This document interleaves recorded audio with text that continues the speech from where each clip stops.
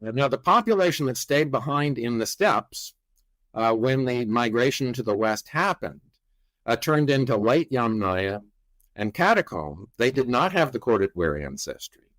And a group of them, according to the Southern Arc paper, this is one of the discoveries, I think, in the Southern Arc paper, a group of them moved south into what is today Armenia, and it's probably the origin of the Armenians.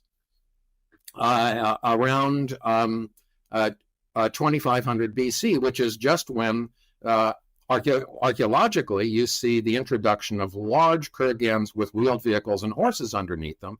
And archaeologists have always wondered if this represented an intrusion of steppe people. We were not able to determine that before because we didn't have the DNA. Now we do have DNA, and it was an intrusion of steppe people.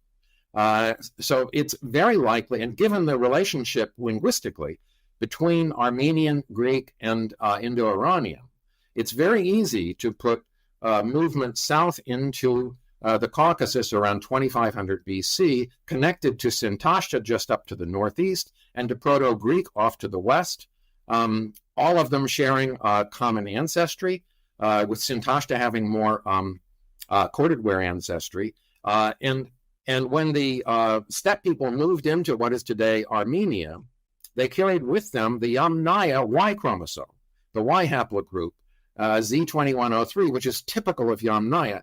The only place it survives in any appreciable frequency today is Armenia, where it's very widespread, and it's died out everywhere else. And that's a tracer of this very ancient movement of people off the steppes into Armenia. And I think it also tends to support what linguists had previously determined, that there is a branching relationship between Armenian, Greek, and probably Indo-Iranian. That puts them all right there in that same stretch of the steppes around, say, 2500 BC.